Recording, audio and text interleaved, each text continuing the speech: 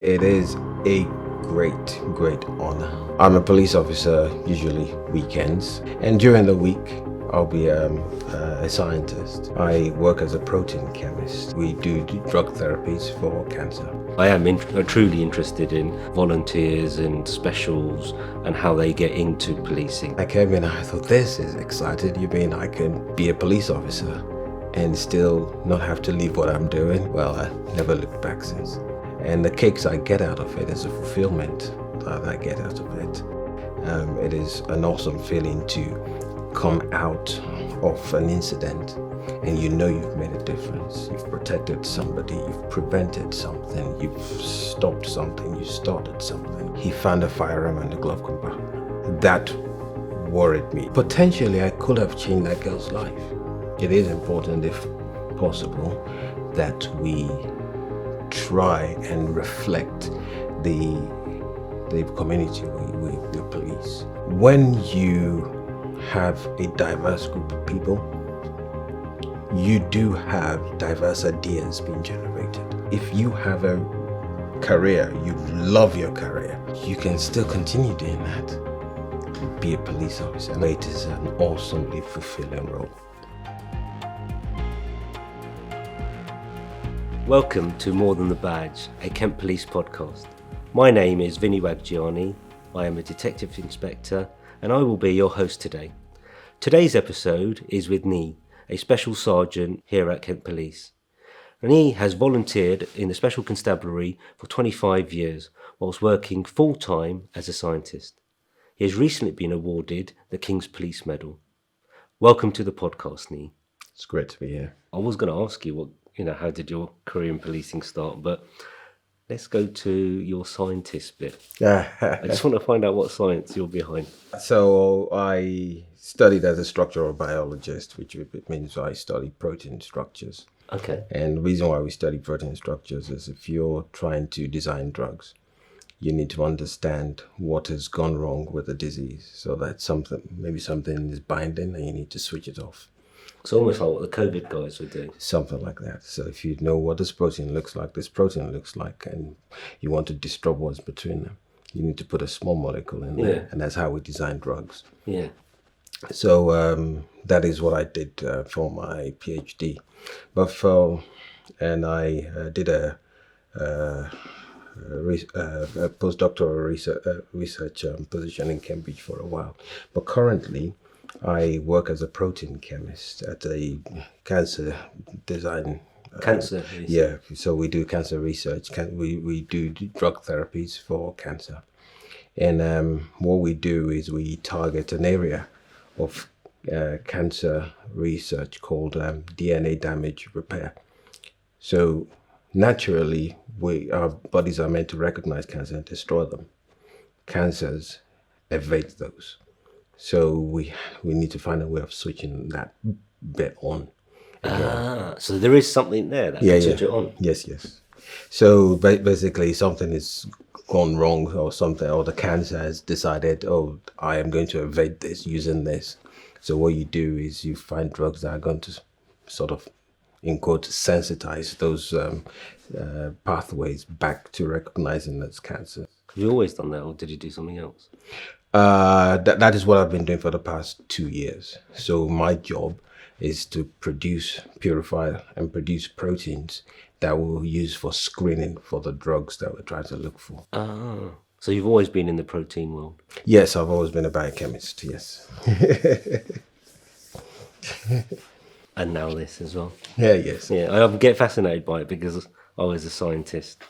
I was a forensic archaeologist. Really? Yeah. A dental and medical scientist. So I did a lot of dental and medical work prior to being a forensic archaeologist. Yes. Interesting. I dabbled into forensic science before the forensic science service closed down. At Lambeth? Yes. I used to work at Lambeth. Did you? Yeah. I was. I worked in a DNA lab. No way. Yeah. The number of times I've been to that lab, because I used to work in the Met before. Oh yeah, you're one of those people who has to wait in the waiting room and watch TV while you come to submit your stuff. I remember. Actually, it's an awesome way to go into sort of the sets of questions. I am truly interested in sort of volunteers and specials and how they get into policing. So how did your career in policing start, and what inspired you to join Kent Police? Well, first I was young. Secondly, I was at stage in my life when I wanted a bit of an adventure, do something a bit different. I must say, I did consider volunteering in the Royal Navy Reserve. But then I was in Canterbury University. I was doing a research master's in biotechnology then. And then somebody just dropped, you know how people drop leaflets into the letterbox. And it was Kent Police saying, join us as a volunteer. And I've never heard about anything like that before. And I went, and I remember giving that person a phone call, and the person went, yeah, why don't you come have a chat with us? Yeah, and I came in and I thought, this is excited. You mean I could, be a police officer and still not have to leave what I'm doing? Say, yeah, why not? Well, I never looked back since. So tell us about what the Special Constabulary is, what it is, who can join, and what you have found as the benefits within it. Okay, so I don't forget I'll start with who can join. Anybody can join. Well, if you don't have a criminal record, if you are relatively fit, and you're the kind of person who has a particular mindset, you love helping people. You're the kind of person that really enjoys helping people. If you're the kind of person who, if an old woman breaks down beside the road, you will stop and just go keep her company while she's waiting for AA or RAC. If you're that kind of person, then the Special Constabulary is for you. You just need to have the willingness to be a blessing to the community, help people. Special Constabulary is basically, for instance, Kent Police, we have a police force. It's just police officers that don't get paid for it. Now, I must correct something, because this has been going around. People say things like, oh, it's policing on the cheap. It's not policing on the cheap. The only thing that is free to Kent Police is our time, because it's still expensive. Still have to train us, still have to insure us, still have to equip us, still have to support us, just like they do for regular police officers. And it's basically what police officers do. So we have the same powers of arrest. And nowadays, if you're a police officer, a special constable in Kent Police, you have a number of diverse roles you can go into. Nowadays, you can be a dog handler. You can be an RPU. We have police officers who are advanced, trained to be on motorcycles and patrol motorways. We even have special detectives. So, 25 years ago when I joined, this was unheard of. But nowadays, I think it's an exciting time to be a special constable, especially in Kent Police. Yeah, and I guess it's that role that is now using the skills of those people who are within the community inside policing. Yeah. Yes. It's a big question here. Is you recently got awarded the King's Policing Medal. Tell us about the award and what it means to you. So in April sometime this year, I got a phone call from somebody in the Home Office saying I've been nominated for this award, and I'm in line to get it. And I was quite chuffed, I must say. I was sworn to secrecy, so I couldn't tell anybody. But it goes on to show just how much appreciative the people I work for are. So as a special constable, I will show up and do my best. And I've been doing this continuously for years. But I didn't realize it was being that noticed, if you see what I mean. So it is a great, great honor. I can't describe exactly how I feel, apart from the fact that I feel so honored to be given this award. When I joined as a special constable, I didn't do it for. I always joke that I'm not a special for the money. I'm a special for the accolade, or for the recognition. I do it for king and country, and for the community.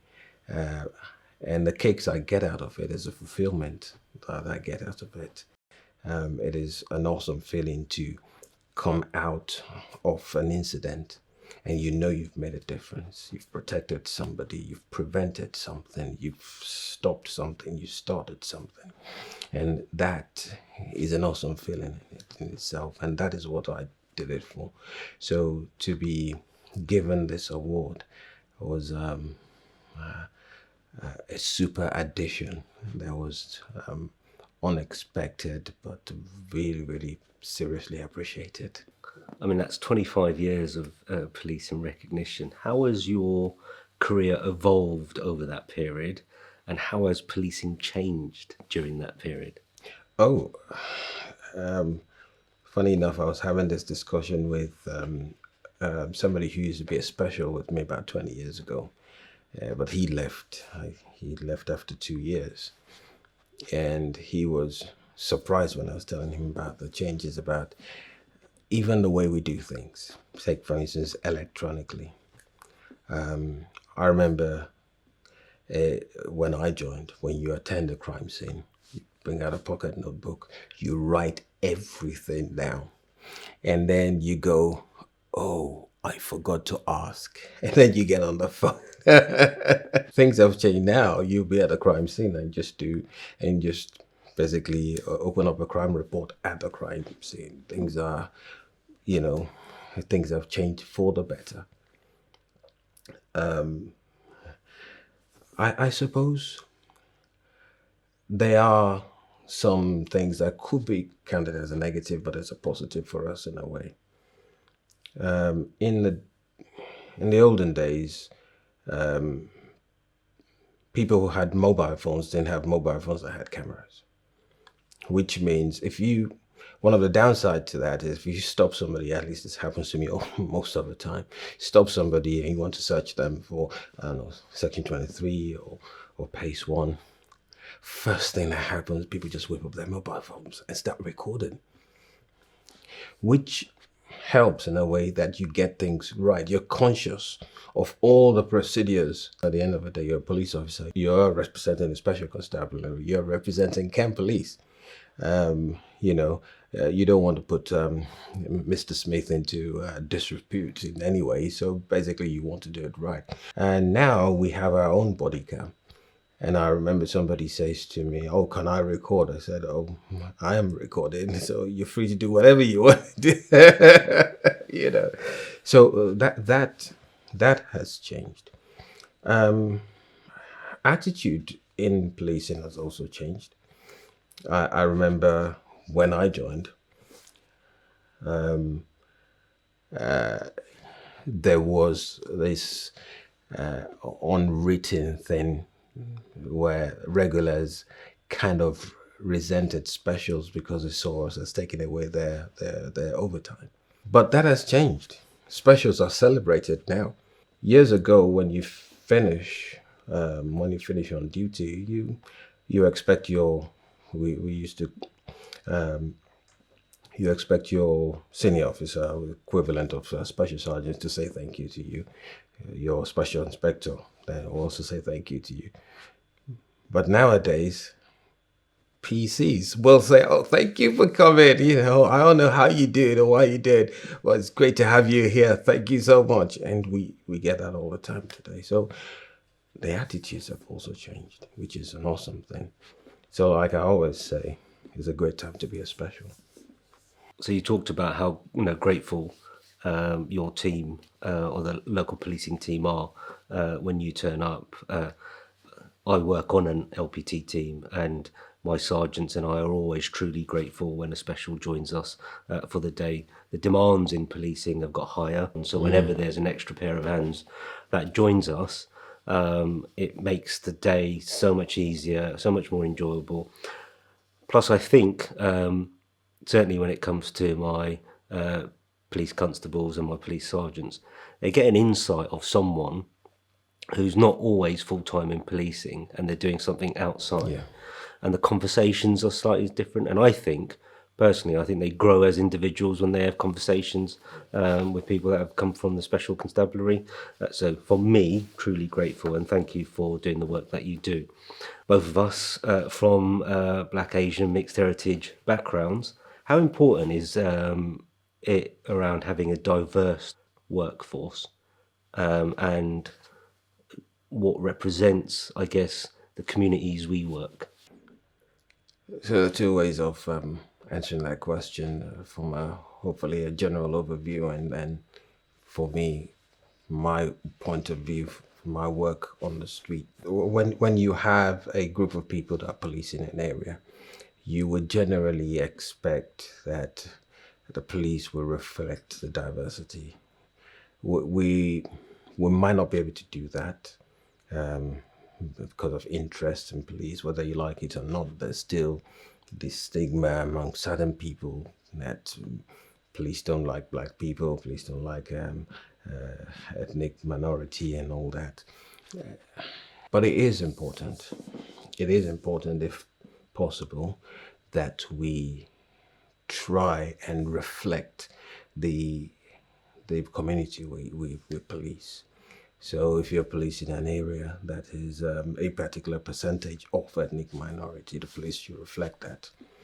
And I must say we're trying our best. I've seen the recruitment posters and I've seen the result. I think we're trying our best. Also, it helps. Sometimes we're on patrol. It could be something as simple as Section 60 out there and we need to stop a particular demography. In fact, the last time it happened, the first thing the person said was, "Oh, you stopped me because I'm black." And I remember one of my colleagues actually said, "Dude, you do realize that it was him that stopped you. And I was the one that did the stop." And the fact that it was a black officer stopping black people kind of threw that argument out of the mix, which could be useful sometimes. I'm not sure that's how it's going to work all the time, but in that kind of situation, it could be used. And if we grow to be the kind of police force where we now know that we have this number of ethnic minority presence in our midst, I think it will help the members of the public and the community with police to even have more confidence in us. And I guess that's from an external perspective. Yeah. When we're looking at our force as a whole and who we've got in our force, how important is it to see other people like you working within the force? You find that most companies out there, corporate companies out there, they go out of their ways to get people from other groups in their midst, whether it's women, whether it's black people, Asian people, anyone. And the reason for that is when you have a diverse group of people, you do have diverse ideas being generated. And that makes you better. So for instance, if you want to do something innovative, you need to do something new. But the decision makers are from just one group. You're likely to have less ideas compared from a diverse group because our background is influenced by so many things, or our background influences so many things, our way of thinking, our knowledge, our perception of other people, so many things. So that diverse group of people will influence the type of ideas you have. It will influence the type of ideas to pull from when you're making decisions and when you're doing something. And people with diverse people are more likely to be, or corporations with diverse people in the helm of control are more likely to be more innovative. That's what research tells us. And as a scientist, you're well aware of the sort of statistics and the research that can influence all of this. So I've served for policing for the past 22 years. I've done a part of my career, first part of my career in the Met Police. I've done the middle part of my career at Surrey Police. And then having transferred about 2.5 years ago to Kent Police, I recognised a distinct presence of being yourself. And I guess I'm more keen around the topic, helping Wren build itself within Kent, just so that officers from the Black, Asian and mixed heritage community within policing has a voice. Have you found yourself ever needing to contact the Race Equality Network, or have you ever done any work for them that you think has added value within the community? I think, if I remember very well, I think I've come out for, not sure whether it was with Wren or with the Special Constabulary to man. Not any I can remember, actually. I'll be looking to I did employ you on some of the... we did have a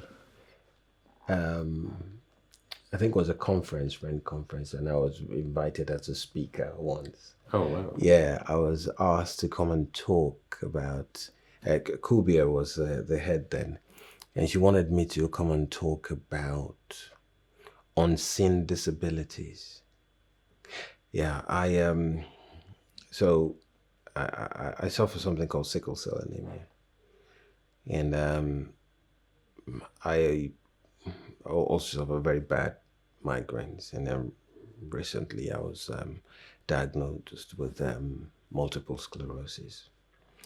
So she asked me that if it's something I'm happy to talk about, that I don't have to, but I don't want to. So I said, yeah, sure, I'll come and talk about it. So yeah, I did. So I did come and talk. So I think that's the only time I remember that I got involved in. I mean, I find great value in talking about lived experiences, because not only does it become like a self-healing process, Yes. Within yourself, but you're able to share experiences to other people within the organisation. Yeah. So it gives them a bit of understanding Yeah. around the differences. Yeah. And sometimes those differences aren't harmful or painful, and that you can actually get a great sort of connection within those differences. Yeah. And the more, like I said, the more certainly I share with people, they're opening to sharing a little bit about themselves. Yes. And I think that's where certainly I found in Kent Police, where you can be yourself and share those experiences. Yeah. You come closer together as a team, as a division, and as a force. Yeah.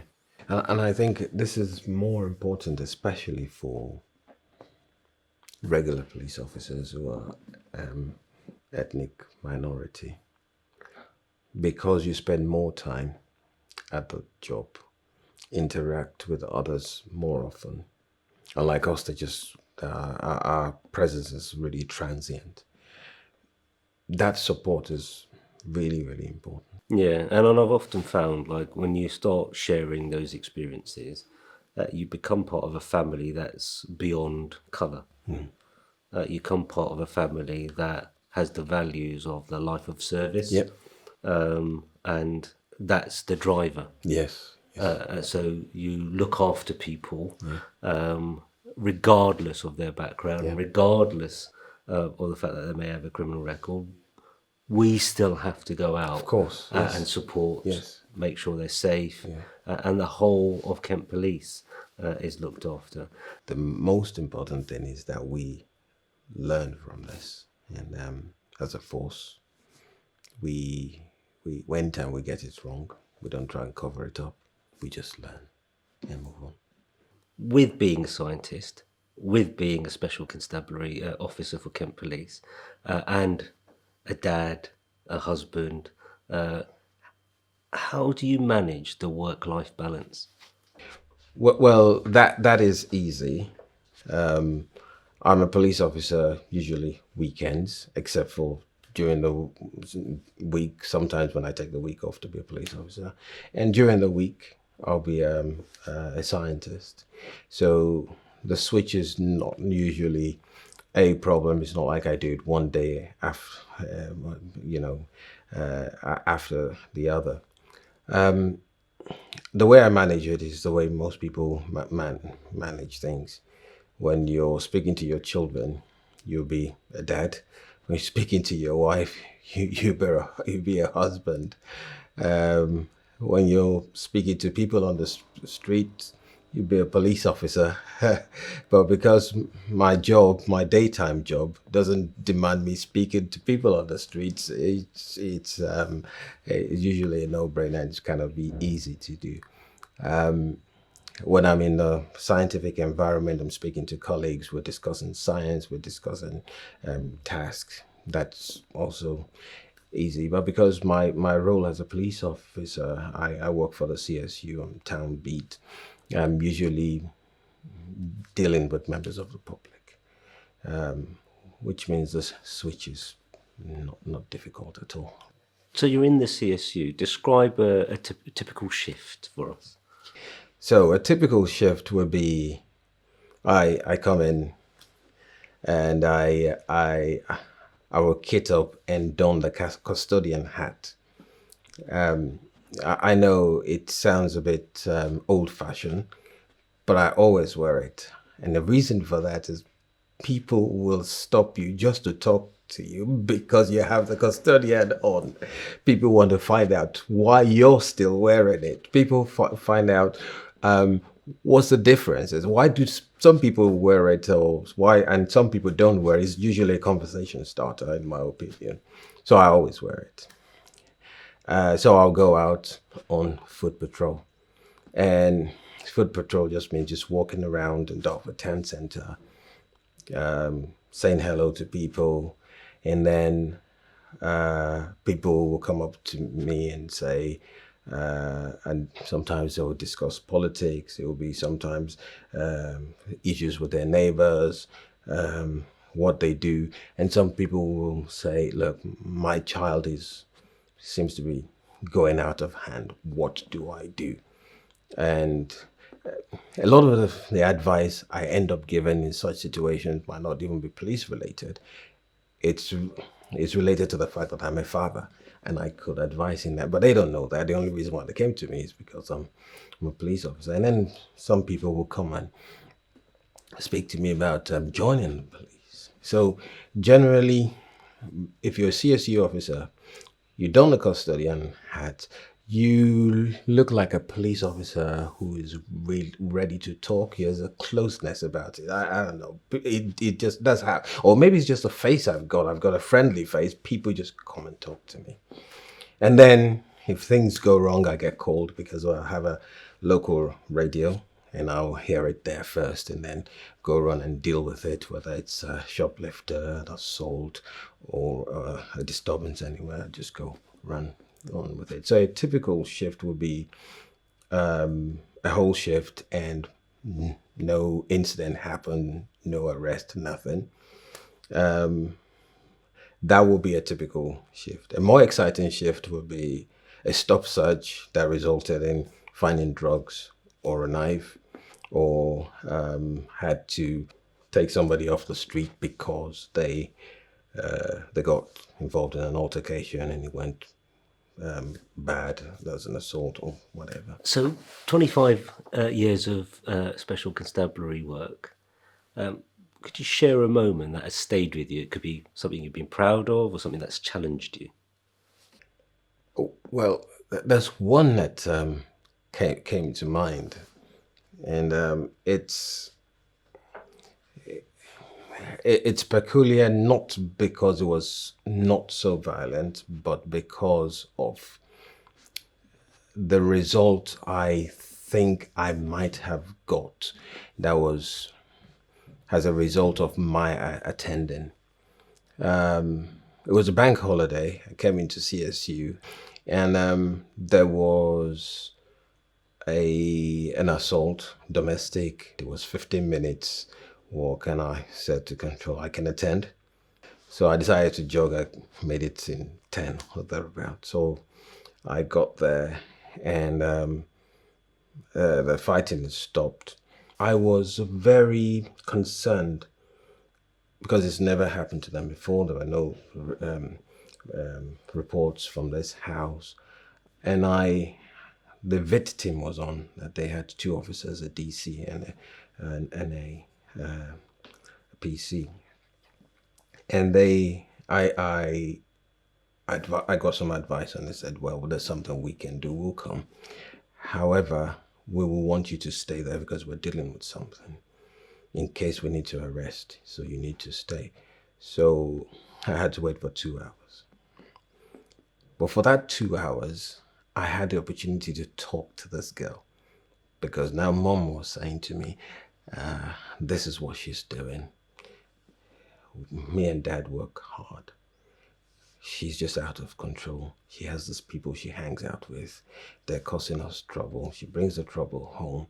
And I sat there and I told her what it turns out that she's hanging out with this group of people who, the boyfriend, she's 13, she said the boyfriend is bipolar, and parents are in prison and stuff like that.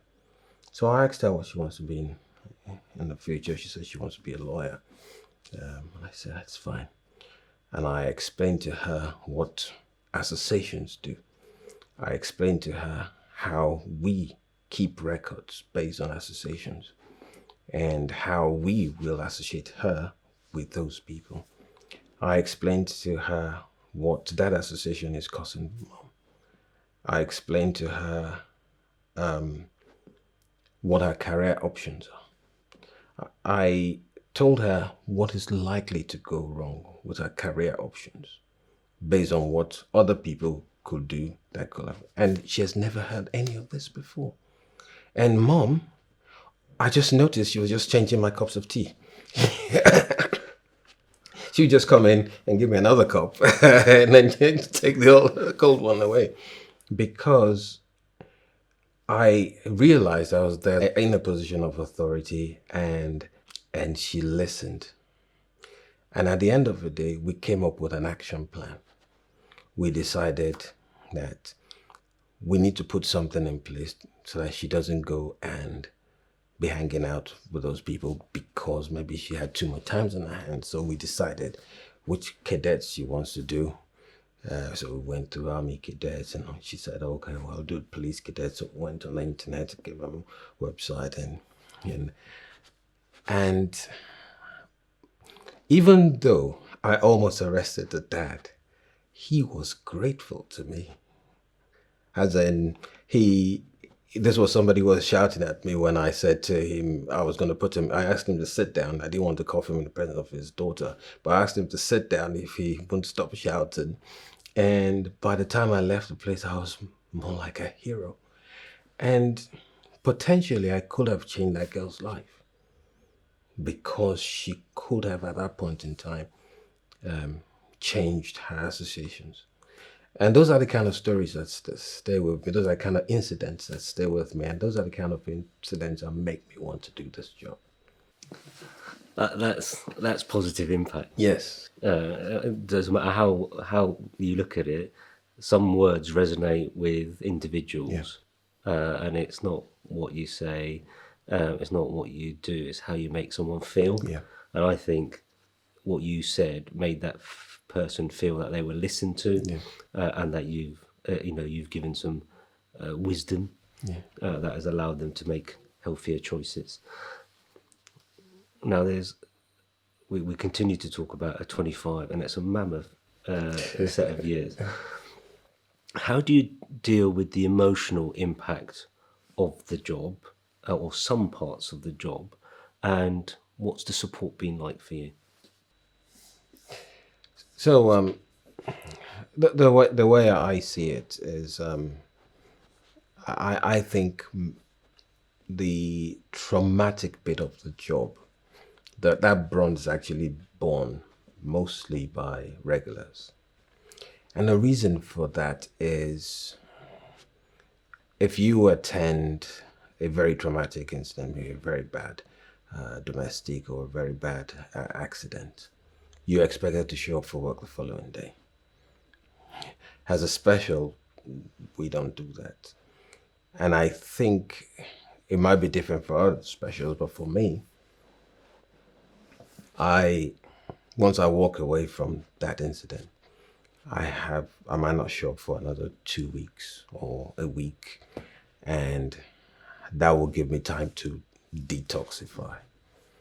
And I've got a very supportive wife, and sometimes I refer to her as my in-house psychologist. So she will, talk to me and get things off my chest.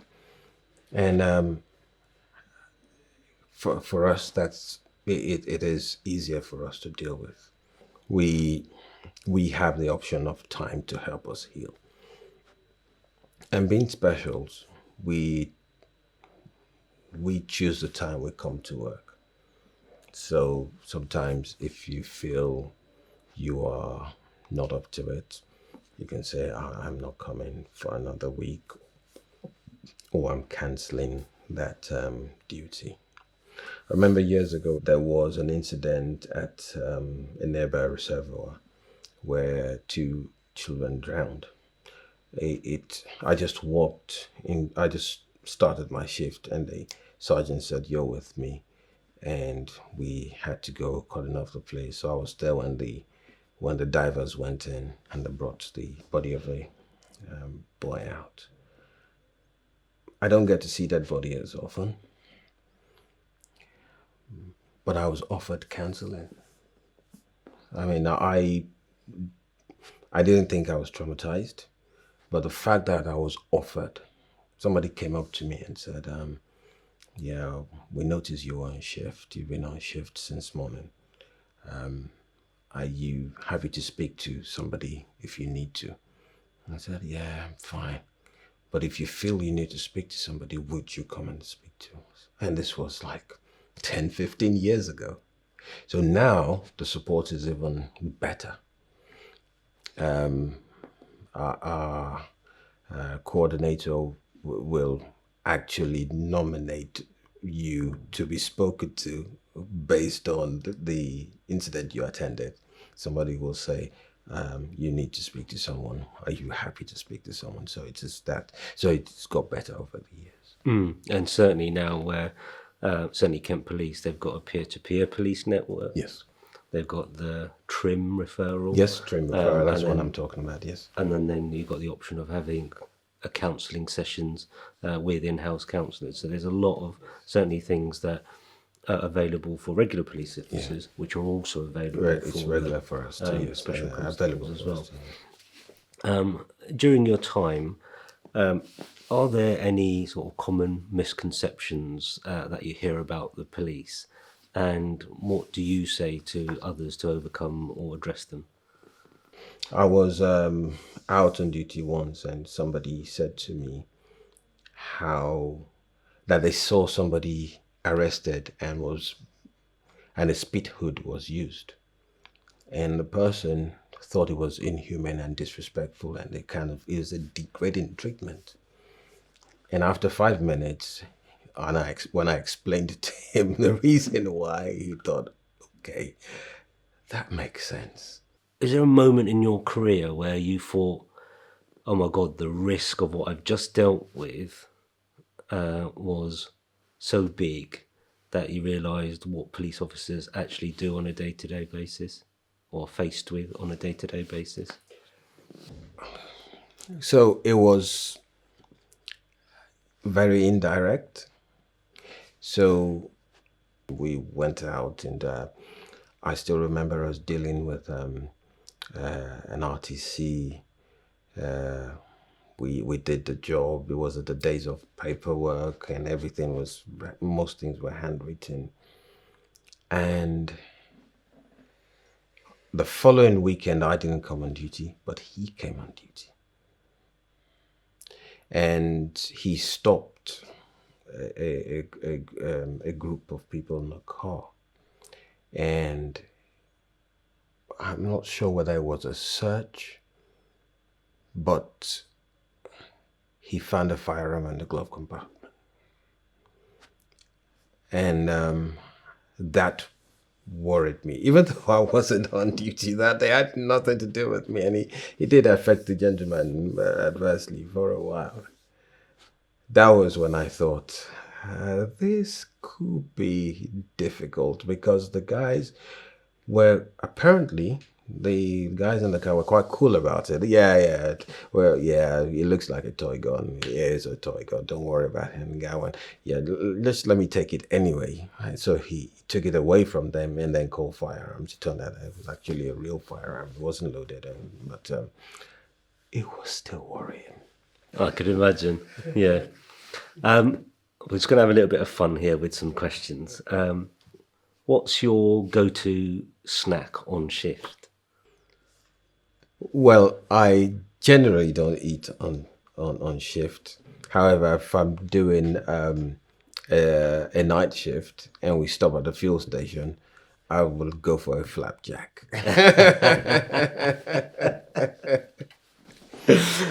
Gives you the energy to get through the shift. It gives you the energy to get through the shift. And if you were to have a superpower, what would that superpower be? Oh, yeah, that would be. Do you know?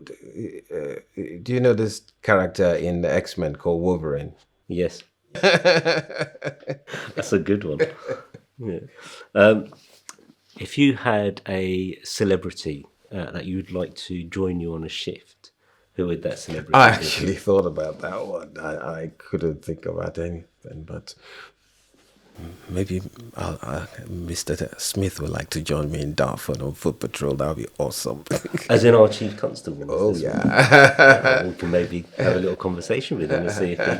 Those are the kind of heroes I have. Oh, wow. Not the TV ones, I'm afraid.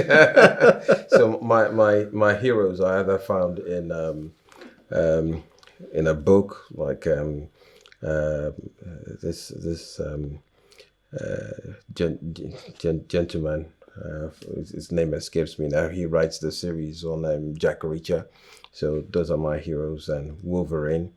And there's a lady in Star Trek called Catherine Janeway. So unfortunately, they're not real people. So the only real hero or celebrity I can think of will be Mr. Smith. Yeah. A good person to have.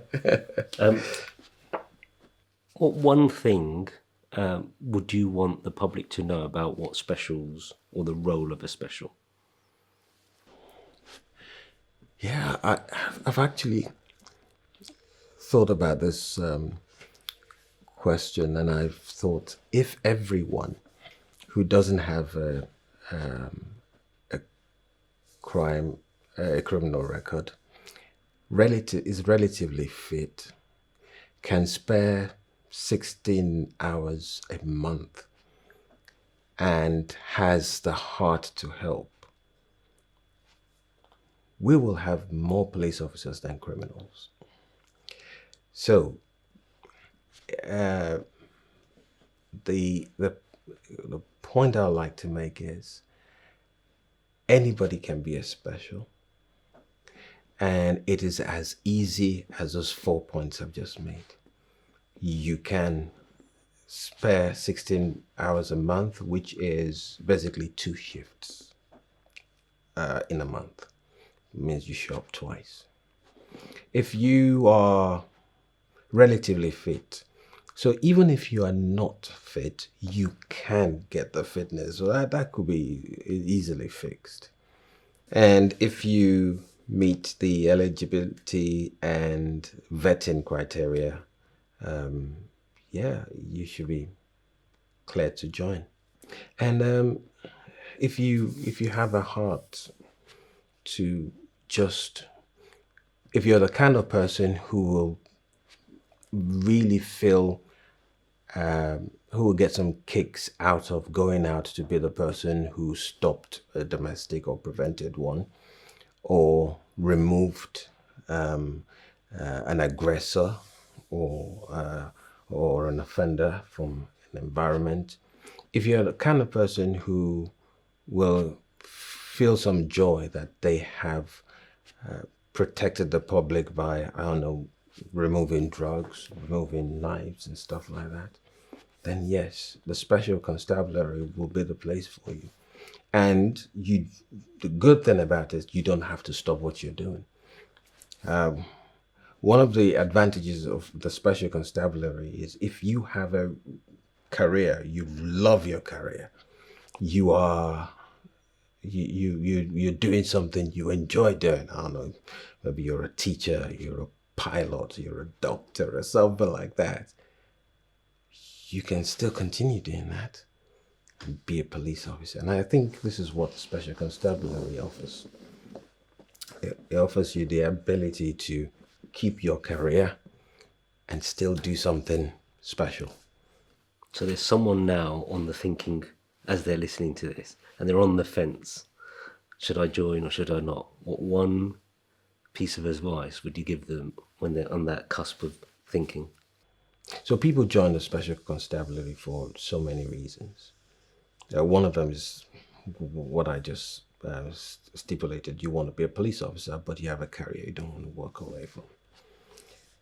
Sometimes people join because they are thinking of being police officers, but they're not sure.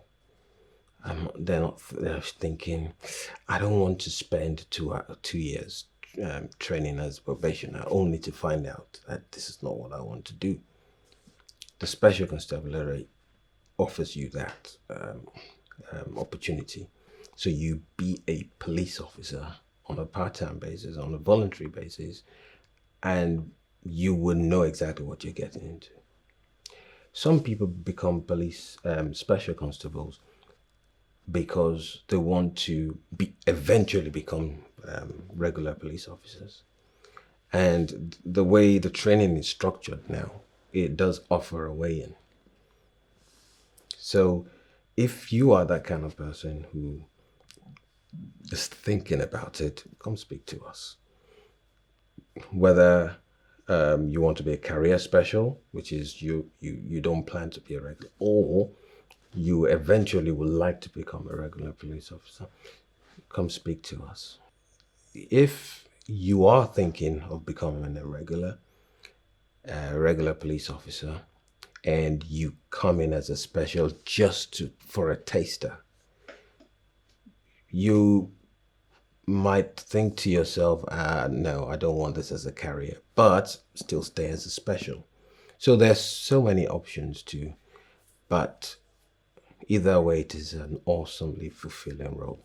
And you talked about the diverse areas that special constables can now work, certainly within Kent. Yes, you can specialize, and it years ago when I joined, things specials generally do would be when there's I don't know, marches in town will be the ones handling traffic safety and stuff like that, and then we'll go out on duty and patrols, and that's it.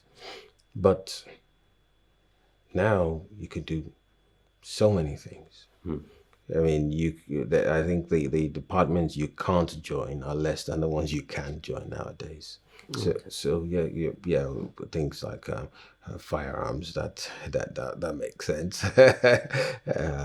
I don't know, covert surveillance, for instance, that will also make sense. But many other departments are available for and specialist roles are available for specials, which have been made open to specials now if you so wish to join. Niyi, thank you for sharing your stories and contributing to this podcast today. It's been my pleasure. Thank you for listening. If you have enjoyed this episode, follow us on Instagram, X, Facebook and LinkedIn, where we will be posting our previews of our upcoming episodes. You can watch this episode by subscribing to our YouTube channel and find out more about the variety of opportunities available by searching Kent Police Careers. See you soon.